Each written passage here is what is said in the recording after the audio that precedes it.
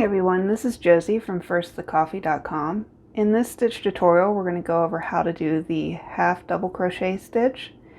This is another one of the common stitches that you will find in crochet patterns. It is a bit taller than the single crochet but shorter than the double crochet stitch.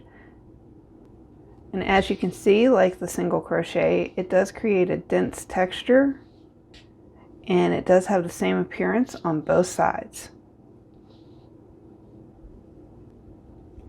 Okay, to start your half double crochet stitch, you'll first need a foundation chain. So you want to create your slip knot.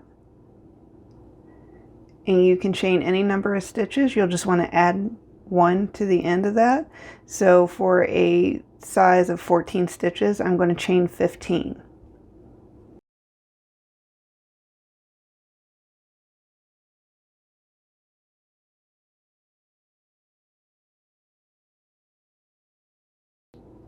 Okay, once you have your foundation chain, you'll want to find the second chain from your hook. So this is the first and this is the second.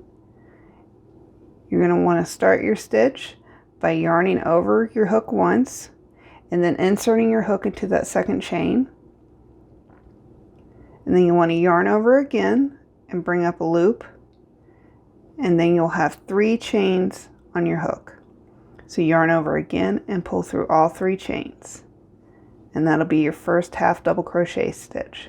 And you'll want to continue that in your next chain. So just yarn over, insert your hook into the chain, yarn over again, bring up a loop. You'll have 3 loops on your hook, yarn over, and pull through all 3 loops.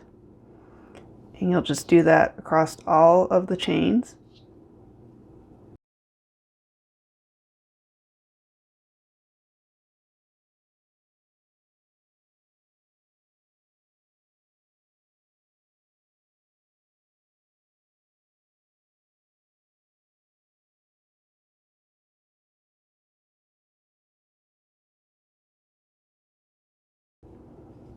Okay, once you have your first row of your half double crochets done, you'll want to chain 1, so just yarn over and pull through the loop, and then turn your work over.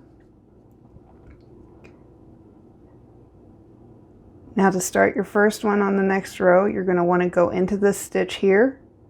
As you'll see, there'll be these V's on the top if you're looking from above, and each one is a stitch. So you'll want to yarn over your hook, and then put your hook into this first stitch so it'll go under both of the V's.